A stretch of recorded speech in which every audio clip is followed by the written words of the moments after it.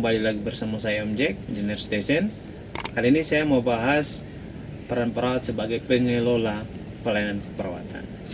Tapi sebelum saya lanjut, saya mau mengajak teman-teman untuk kita lebih fokus pada pelayanan keperawatan di ruangan perawatan ya. Jadi kita tidak bahas di luar itu. Oke, jadi begini teman-teman. Seorang perawat wajib atau berwenang untuk bisa melakukan pengkajian dengan baik, kemudian menganalisa masalah yang terjadi, menentukan persoalan ataukah sampai pada implementasi dan evaluasi. Seorang perawat harus mampu melakukan hal ini. Kenapa harus mampu melakukan hal ini? Karena begini teman-teman, banyak kasus atau kenyataan yang terjadi di lapangan. Saya kasih contoh, misalkan untuk pasien malaria ya, misalkan pada hari ketiga setelah kita menganalisa, mengevaluasi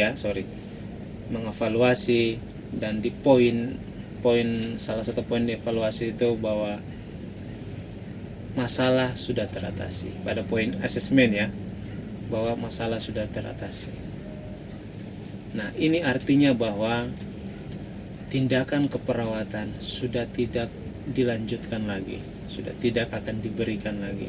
Berarti pasien sudah bisa untuk dipulangkan. Ada satu tindakan keperawatan ya yang namanya kolaborasi ya. Jadi perawat bisa kolaborasi dengan profesi lain, entah dokter, farmasi, kemudian analis. Nah, perawat dituntut harus mampu melakukan tindakan ini dengan baik ya, atau bisa kolaborasi dengan baik. Nah, untuk masalah yang tadi, kalian harus bisa kolaborasi dengan dokter di PJP supaya kalau pasien dengan kondisi seperti gini harus segera dipulangkan, gitu ya. Jadi seorang perawat juga harus tegas dalam melaksanakan tugasnya sebagai pengelola asuhan keperawatan di ruangan perawatan, gitu ya. Dengan tanda kutip, kalian harus bisa menganalisa dengan baik, mengevaluasi dengan baik ya, gitu ya, supaya keputusan yang kalian ambil nantinya tidak menjadi persoalan baru buat kalian. Jadi intinya bahwa seorang perawat harus memiliki kemampuan yang baik untuk mengelola suatu kasus atau masalah keperawatan di ruangan perawatan. Oke, saya rasa itu saja yang bisa saya sampaikan buat kalian. Sebenarnya banyak lagi ya sebenarnya untuk mengelola masalah keperawatan di ruangan, bukan hanya mungkin pasien lama di ruangan, tapi ada masalah yang lain juga. Misalkan saya kasih contoh untuk perawat ataukah kepala ruangan ya, dia harus bisa mengorganisir berapa kebutuhan tenaga yang diperlukan supaya pelayanan keperawatan bisa berjalan dengan baik.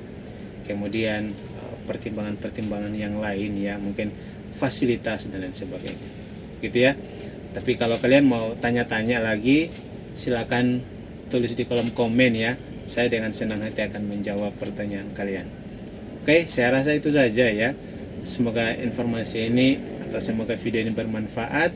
Jangan lupa dukungannya dengan subscribe channel ini. Kalau kalian menyukai videonya, jangan lupa jempolnya ke atas ya.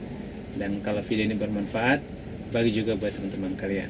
Oke, sampai jumpa pada video-video saya selanjutnya di peran perawat berikut. Sampai jumpa. Dah.